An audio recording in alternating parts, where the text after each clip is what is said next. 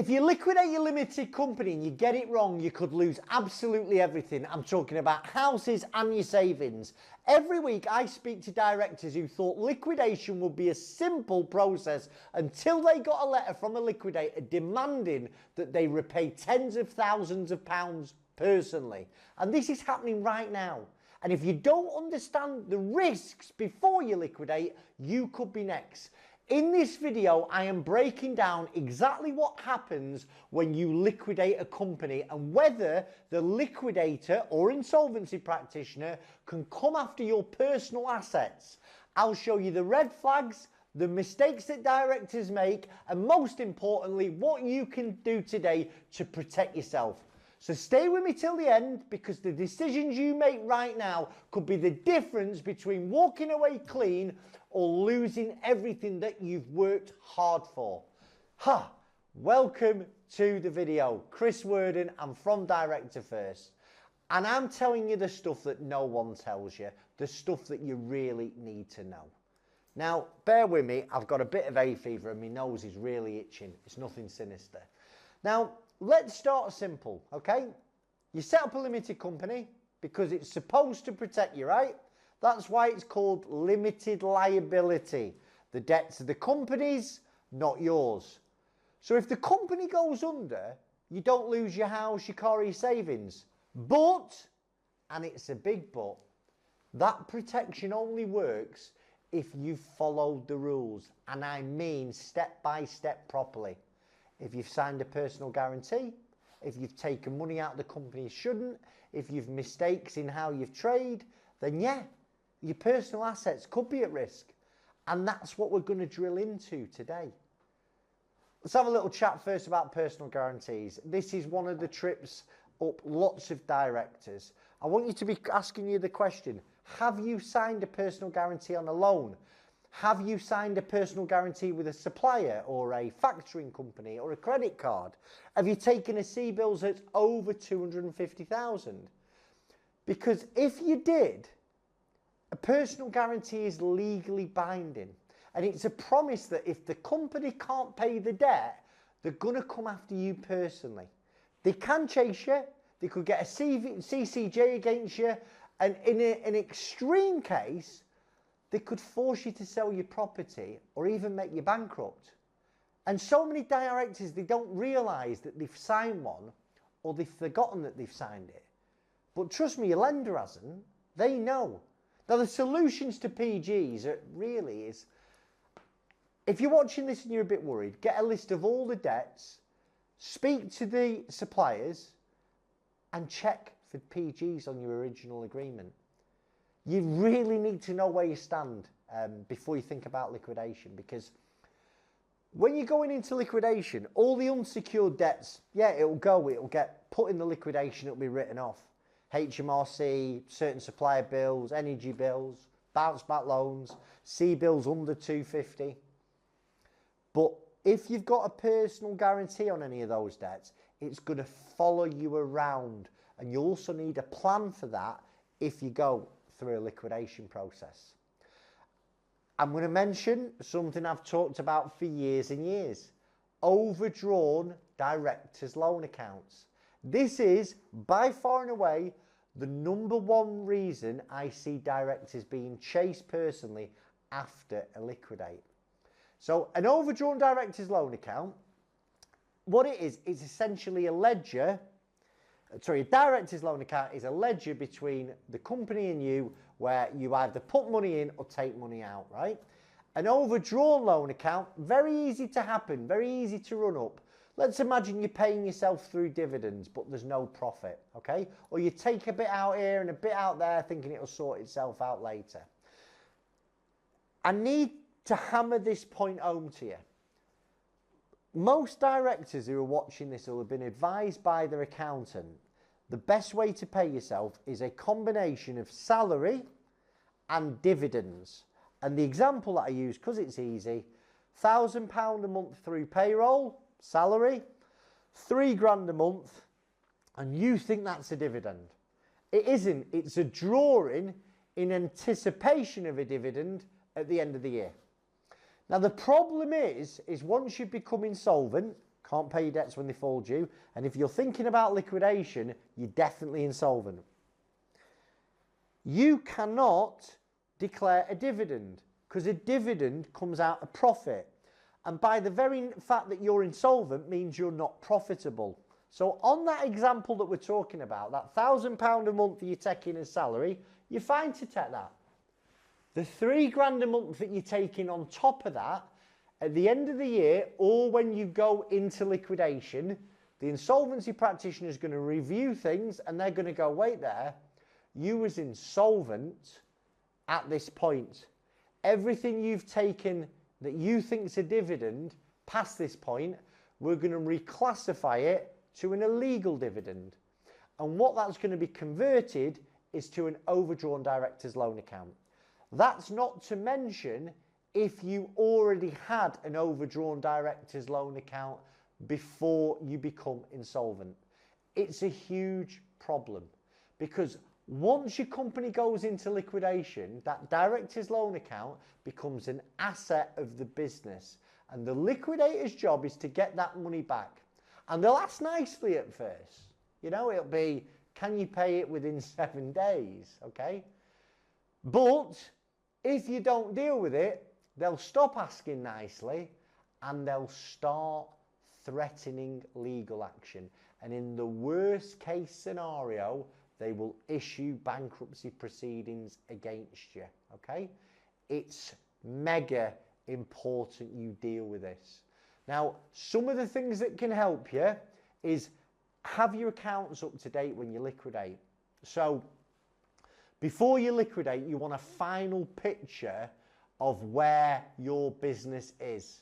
And ideally, a final set of accounts, especially if you've got something to protect. Listen, if you are in rented accommodation with no disposable income, there's not a great deal an insolvency practitioner can get off you when they're trying to recover a director's loan. But if you have a house with equity, you're very, very vulnerable. You can't rely on old numbers. So let's say you go on Company's House and you put Chris Worden Limited and your accounts were up to May last year and you can see that you haven't got a director's loan account in those accounts. That is not the full picture because that year you probably made a profit as the accountant declared a dividend and it took care of any overdrawn loan account. Well, now we're in April of 2025. It's nearly a year on. You've probably took a lot more money out of that business that your business couldn't afford. So you've got to check and double check. And if you have got an overdrawn loan account, the key is to get it dealt with before you appoint the liquidator. You've got more control. Now, before you go to the liquidator let me just backtrack a second. Before you go to the liquidator to start negotiating a deal, one of the things I want to give you a tip on is, can you reduce that director's loan account amount down? Can you reduce the balance? Can you get your accountant to check? Are there any expenses that you've not claimed? Is there any mileage that you've not told them about? Have you paid for stuff personally that was clearly for the business? And if you have, you speak to your accountant, that can bring down that overdrawn director's loan account balance. So, when you're going into bat with the insolvency practitioner, let me have a quick slurp of water. So, what do you do if you've got an overdrawn director's loan account? Okay, and you understand what the figure is. Now remember, my advice is to always have this conversation with the insolvency practitioner before you appoint them, before you sign with them, before you send them any money. And I'll tell you for why. An insolvency practitioner, let's make no bones about it, they're duty bound to represent the creditors. So if you owe HMRC and the bank suppliers, that insolvency practitioner is there to represent them. They're not there to represent you, but a good one will give you some good advice before you appoint them. Now, insolvency practitioners all want work. The commercial businesses, they're not charities, they're not paid by the government. And they have the discretion to allow some directors to negotiate how much on them directors' loan accounts that they can pay back. And a rule of thumb is, listen, if you've got £1 million pad with no mortgage, you're not getting a deal on your director's loan account. You are paying it all back. You may get some extended terms to pay it. But they're going to look to you to refinance the house or sell the house to get that money back in. If you're in rented accommodation with no disposable income, it's highly likely they'll write it off or they'll accept a very low settlement. But most of you are probably somewhere in the middle. You own a property, you've got a mortgage, there's equity in that property, but you're married, so your partner has 50% of the equity.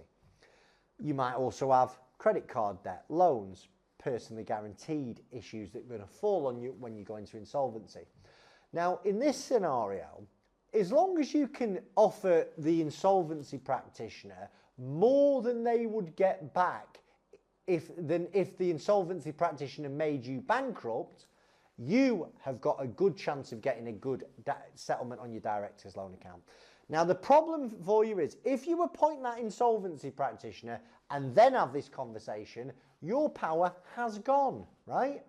Because obviously you want the best deal possible for you. The insolvency practitioner has to do the best deal possible for the creditors. So there's room for negotiation, especially when you think of this. If an insolvency practitioner makes you bankrupt, bankruptcy is expensive. So your house will be sold for 90% of what it's worth. There's solicitors' fees to come out of the house sale. There is estate agents' fees to come out of the house sale. There is a petitioning cost to make you bankrupt. There is a bank trustee and bankruptcies cost, which is generally 15% of the realisation. So 15% of what's taken from the bankruptcy straight away goes to the trustee. There's a trustee and bankruptcies cost, which might be £1,000 or so. Then there's the solicitor's fees for making you bankrupt. And if you're a pain in the arse and you don't comply, that could be 20, 25 grand. And then there's the insolvency practitioner's fees for having to handle and orchestrate all this. And when you factor all that in, it's a lot of money to make you bankrupt. And if you've got personal debts, they'll get a share of the bankruptcy money as well.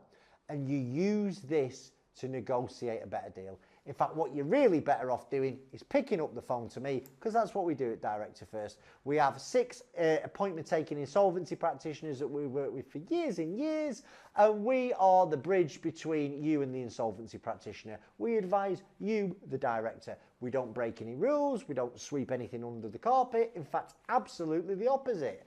What we do is we hold your hand, and on day one, we show you what all your problems are, okay? And we tell you how we go about mitigating those problems. Anyway, directors' loan accounts, sometimes I get bored of my own voice talking about them. Another thing that is problematic at the moment is bounce back loans and C-bills fraud. The government wants its money back. And I'm seeing more and more directors get worried about the bounce back loans and the C-bills. And the key things you've got to look at is, how did you use the loan, right? So, if you took a C-bills and a bounce back loan and you spent it on your business, you're fine. That's what it was meant to be spent on. If you spent it personally, or if you sent it to another company, or if you bought crypto, if you put an extension on the house, or if you bought a boat, you're in stuck. You're going to get in trouble for that.